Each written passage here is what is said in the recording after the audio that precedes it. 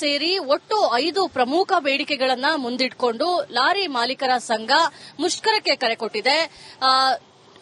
April 14ರ ಮಧ್ಯರಾತ್ರಿಯಿಂದ ಮುಷ್ಕರ ಮಾಡ್ತೀವಿ ಅಂತ ಹೇಳಿ ಈಗಾಗಲೇ ತೀರ್ಮಾನವನ್ನ ಮಾಡಿರುವಂತದ್ದು. ಇಲ್ಲಿ ತನಕ ಸರ್ಕಾರದ ಕಡೆಯಿಂದ ಯಾರಿಗೂ ಕೂಡ ಬುಲಾವ್ ಬಂದಿಲ್ಲ, ಮಾತುಕತೆಗೆ ಬನ್ನಿ ಅಂತ ಆಹ್ವಾನ ಕೂಡ ಬಂದಿಲ್ಲ. ಹೀಗಾಗಿ ಮುಷ್ಕರವನ್ನ ಮಾಡಿಯೇ ತೀರ್ತೀವಿ ಅನ್ನೋ ಒಂದು ನಿರ್ಧಾರದಲ್ಲಿ ಲಾರಿ ಮಾಲೀಕರಿರುವಂತದ್ದು. ಇನ್ನು ಇದ್ರ ಬಗ್ಗೆ ಮಾತಾಡೋದಕ್ಕೆ ನಮ್ಮ ಜೊತೆ ರಾಜ್ಯ ಲಾರಿ ಮಾಲೀಕರ ಸಂಘದ ಅಧ್ಯಕ್ಷರಾದಂತಹ ಷಣ್ಮುಗಪ್ಪ ಅವರಿದ್ದಾರೆ. ಮಾತಾಡ್ಸ್ಕೊಂಡು ಹೋಗೋಣ. ಸರ್, ಪ್ರಮುಖವಾಗಿ ಡೀಸೆಲ್ ದರ ಹೆಚ್ಚಳ ಒಂದ್ ಕಡೆ ಸ್ಟೇಟ್ ಇಂದ ಆಗುತ್ತೆ, ಇನ್ನೊಂದ್ ಕಡೆ ಸೆಂಟ್ರಲ್ ಇಂದ ಆಗುತ್ತೆ. ಎಷ್ಟು ದೊಡ್ಡ ಹೊರೆ ಅಂತ ಹೇಳಿ? ಕರ್ನಾಟಕ ಸ್ಟೇಟ್ ಅಲ್ಲಿ 6 ತಿಂಗಳ ಒಳಗಡೆ ₹5.50 ಡೀಸೆಲ್ ಪ್ರೈಸ್ ಜಾಸ್ತಿ ಮಾಡಿದ್ದಾರೆ. ಇದರಿಂದ ಸರ್ಕಾರ ಬೊಕ್ಕೇಶಕ್ಕೆ ಬಹಳ ದೊಡ್ಡ ಲಾಸ್ ಆಗುತ್ತೆ. ಕಾರಣ ಏನಂದ್ರೆ ನಿರ್ರಾಜ್ಯಗಳಿಂದ ಸುಮಾರು 50,000 ಗಾಡಿ ಮೇಲೆ ಎಂಟೈರ್ ಕರ್ನಾಟಕದಲ್ಲಿ ಡೀಸೆಲ್ ಹಿಡ್ಕೊಂಡು ಹೋಗ್ತಾ ಇದ್ರು. ಅವರಿಷ್ಟ ಏನ ಮಾಡಲಿ. ಆದ್ರೆ ₹5.50 ಒಂದೇ ಸಲ ಹೊರೆ ಕೊಟ್ಟಿದ್ದು ರಾಜ್ಯ ಮಟ್ಟದಲ್ಲಿರ್ತಕ್ಕಂಥ ಲಾರಿ ಮಾಲೀಕರಿಗೆ, ಸಾಮಾನ್ಯ ಜನಕ್ಕೆ, ರೈತರಿಗೆ, ಟ್ರಾಕ್ಟರ್ ಇಟ್ಕೊಂಡವ್ರಿಗೆ ಎಲ್ಲರಿಗೂ ಬಹಳ ದೊಡ್ಡ ಹೊಡೆತ ಆಗುತ್ತೆ. ಇದರಿಂದ ಸುಮಾರು ಟ್ಯಾಕ್ಸ್ ಇಟ್ಕೊಂಡ್ರವರಿಗೆ ಬಹಳ ದೊಡ್ಡ ತೊಂದರೆ ಆಗುತ್ತೆ. ಇದರಿಂದ ಅದು ಮೊದಲನೇ ಬೇಡಿಕೆ. ಡೀಸೆಲ್ ₹5.50 ಕೂಡಲೇ ಹಿಂದೆ ಪಡಿಬೇಕು. ಎರಡನೇದು, ಇಡೀ ಎಂಟೈರ್ ಕಂಟ್ರಿನಲ್ಲಿ 14 ಸ್ಟೇಟ್ ಅಲ್ಲಿ RTO ಬಾರ್ಡರ್ ಚೆಕ್ ಪೋಸ್ಟ್ ತೆಗೆದುಬಿಟ್ರು. ಹಂಗಿರುವಾಗ ಕರ್ನಾಟಕದಲ್ಲಿ ಬಾರ್ಡರ್ ಚೆಕ್ ಪೋಸ್ಟ್ ಮಾತ್ರ ತೆಗೆದಿಲ್ಲ. ಇದ್ರ ಬಗ್ಗೆ ಆಲ್ರೆಡಿ ನಾವು ಸರ್ಕಾರಕ್ಕೆ ಬಿಫೋರ್ ಬಜೆಟ್ ಮೀಟಿಂಗ್ ಅಲ್ಲಿ ನಾನು ಮಾನ್ಯ ಮುಖ್ಯಮಂತ್ರಿಗೆ ಲೆಟರ್ ಕೊಟ್ಟಿದ್ದೀನಿ. ಇದರ ತನಕ ಅದು ಏನೂ ತೀರ್ಮಾನ ಮಾಡಿಲ್ಲ. ಏಪ್ರಿಲ್ 15ನೇ ತಾರೀಕಿಂದ ಯಾವ ರೀತಿಯಾಗಿ ಜನಸಾಮಾನ್ಯರಿಗೆ ಇದರ ಬಿಸಿ ತಟ್ಟುತ್ತೆ ಅಂತ? ಜನಸಾಮಾನ್ಯ ಅವರೇ ವಾಲಂಟರಿ ಹೇಳ್ತಾ ಇದ್ದಾರೆ, ಮಾಡೋದು 5 ದಿನ ಮಾಡಿ ನೀವು ಸ್ಟ್ರೈಕ್ ಪರವಾಗಿಲ್ಲ. ಯಾಕಂದ್ರೆ ಇದ್ರ ತನಕ ₹5.50 ಸರ್ಕಾರ ಹೆಚ್ಚಿಗೆ ಮಾಡಿದ್ರೆ ಬಹಳ ದೊಡ್ಡ ಶಾಕ್ ನಿಲ್ಲಿಸಿದ್ದು. ನಾವೆಲ್ಲ ಲಾರಿ ಮಾಲೀಕರ ಮುಷ್ಕರ ಶುರು. ಕರ್ನಾಟಕದಲ್ಲಿ ಸಂಪೂರ್ಣ ಸ್ತಬ್ಧವಾಗುತ್ತಾ ಲಾರಿಗಳ ಸಂಚಾರ ಅನ್ನುವಂಥ ಪ್ರಶ್ನೆ ನಿರ್ಮಾಣ ಆಗಿದೆ. ರಾಜ್ಯದಲ್ಲಿ ಗೂಡ್ಸ್ ಟ್ರಾನ್ಸ್ಪೋರ್ಟ್ ಸಂಪೂರ್ಣ ಬಂದ್. ಪೆಟ್ರೋಲಿಯಂ ಅಸೋಸಿಯೇಷನ್ ಚಾಲಕರ ಸಂಘ ಬೆಂಬಲ ಕೊಡ್ತಾ ಇರೋದು ಈ ಬಂದ್ಗೆ. ಏಪ್ರಿಲ್ 14ರವರೆಗೆ ಸರ್ಕಾರಕ್ಕೆ ಲಾರಿ ಮಾಲೀಕರ ಸಂಘ ಡೆಡ್ಲೈನ್ ಕೊಟ್ಟಿದೆ. ನಾಳೆವರೆಗೂ ಡೆಡ್ಲೈನ್. ಸರ್ಕಾರಕ್ಕೆ ಎಚ್ಚರಿಕೆ ನೀಡಿದಂತ ಫೆಡರೇಷನ್ ಅಧ್ಯಕ್ಷ ಷಣ್ಮುಗಪ್ಪ, ಏನಾದ್ರೂ ನೀವು ಇಲ್ಲಿ ಎಚ್ಚರಿಕೆಯನ್ನು ತೆಗೆದುಕೊಳ್ಳದಿದ್ರೆ ನಾಳೆಯಿಂದ ಯಾವುದೇ ಲಾರಿಗಳು ಕೂಡ ರಸ್ತೆಗೆ ಇಳಿಯುವುದಿಲ್ಲ. ರಸ್ತೆಗಿಳಿಲ್ಲ ಅಂತಂದ್ರೆ ಅಲ್ಲಿ ಕೋಟಿ ವ್ಯವಹಾರ ಸ್ತಬ್ಧವಾಗೋಗುತ್ತೆ. ಲಕ್ಷಾಂತರ ರೂಪಾಯಿ ವ್ಯವಹಾರ ಸ್ತಬ್ಧವಾಗೋಗುತ್ತೆ. ಇದರಿಂದ ಸರ್ಕಾರಕ್ಕೂ ಕೂಡ ಅನೇಕ ಕಡೆ ಅನೇಕ ವಲಯಗಳಲ್ಲಿ ನಷ್ಟ ಆಗುವಂತ ಸಾಧ್ಯತೆ ಇದೆ.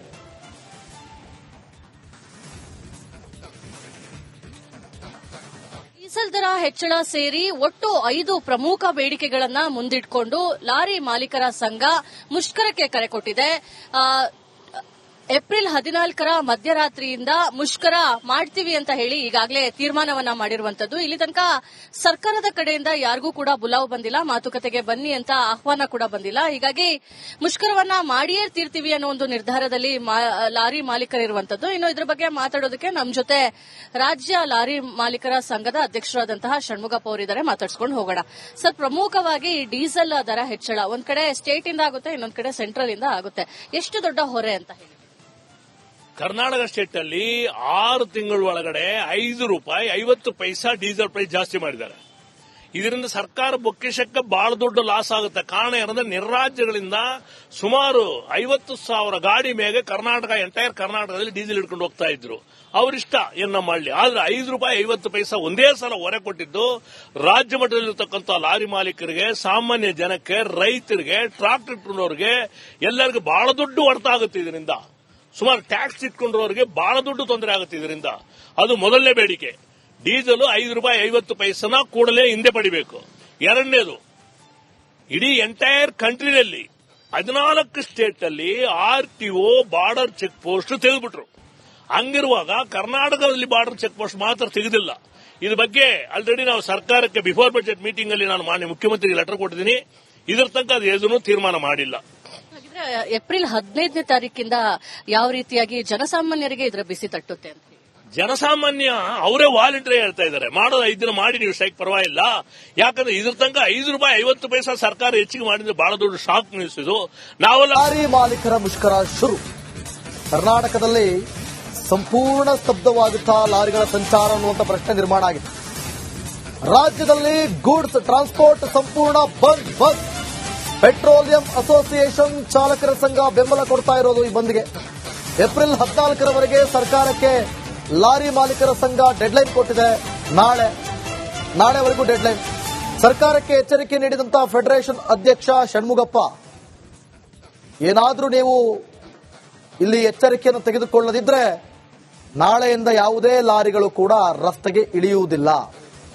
ರಸ್ತೆಗೆ ಇಳಿಲ್ಲ ಅಂತಂದ್ರೆ ಅಲ್ಲಿ ಕೋಟಿ ವ್ಯವಹಾರ ಸ್ತಬ್ಧವಾಗೋಗುತ್ತೆ, ಲಕ್ಷಾಂತರ ರೂಪಾಯಿ ವ್ಯವಹಾರ ಸ್ತಬ್ಧವಾಗೋಗುತ್ತೆ. ಇದರಿಂದ ಸರ್ಕಾರಕ್ಕೂ ಕೂಡ ಅನೇಕ ಕಡೆ ಅನೇಕ ವಲಯಗಳಲ್ಲಿ ನಷ್ಟ ಆಗುವಂತ ಸಾಧ್ಯತೆ ಇದೆ.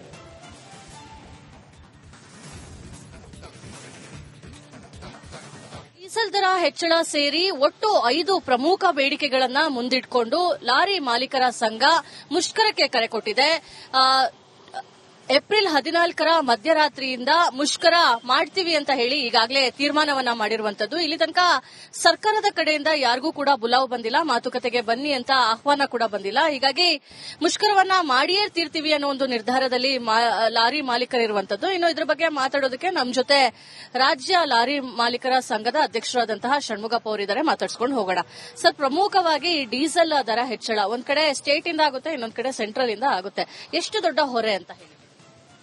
ಕರ್ನಾಟಕ ಸ್ಟೇಟ್ ಅಲ್ಲಿ 6 ತಿಂಗಳ ಒಳಗಡೆ 5 ರೂಪಾಯಿ 50 ಪೈಸಾ ಡೀಸೆಲ್ ಪ್ರೈಸ್ ಜಾಸ್ತಿ ಮಾಡಿದ್ದಾರೆ. ಇದರಿಂದ ಸರ್ಕಾರ ಬೊಕ್ಕೇಶಕ್ಕೆ ಬಹಳ ದೊಡ್ಡ ಲಾಸ್ ಆಗುತ್ತೆ. ಕಾರಣ ಏನಂದ್ರೆ ನಿರ್ರಾಜ್ಯಗಳಿಂದ ಸುಮಾರು 50,000 ಗಾಡಿ ಮೇಲೆ ಎಂಟೈರ್ ಕರ್ನಾಟಕದಲ್ಲಿ ಡೀಸೆಲ್ ಹಿಡ್ಕೊಂಡು ಹೋಗ್ತಾ ಇದ್ರು. ಅವರಿಷ್ಟ ಏನ ಮಾಡಲಿ. ಆದ್ರೆ 5 ರೂಪಾಯಿ 50 ಪೈಸಾ ಒಂದೇ ಸಲ ಹೊರೆ ಕೊಟ್ಟಿದ್ದು ರಾಜ್ಯ ಮಟ್ಟದಲ್ಲಿರ್ತಕ್ಕಂಥ ಲಾರಿ ಮಾಲೀಕರಿಗೆ, ಸಾಮಾನ್ಯ ಜನಕ್ಕೆ, ರೈತರಿಗೆ, ಟ್ರಾಕ್ಟರ್ ಇಟ್ಕೊಂಡವ್ರಿಗೆ ಎಲ್ಲರಿಗೂ ಬಹಳ ದೊಡ್ಡ ಹೊಡೆತ ಆಗುತ್ತೆ. ಇದರಿಂದ ಸುಮಾರು ಟ್ಯಾಕ್ಸ್ ಇಟ್ಕೊಂಡ್ರವರಿಗೆ ಬಹಳ ದೊಡ್ಡ ತೊಂದರೆ ಆಗುತ್ತೆ. ಇದರಿಂದ ಅದು ಮೊದಲನೇ ಬೇಡಿಕೆ. ಡೀಸೆಲ್ 5 ರೂಪಾಯಿ 50 ಪೈಸನ ಕೂಡಲೇ ಹಿಂದೆ ಪಡಿಬೇಕು.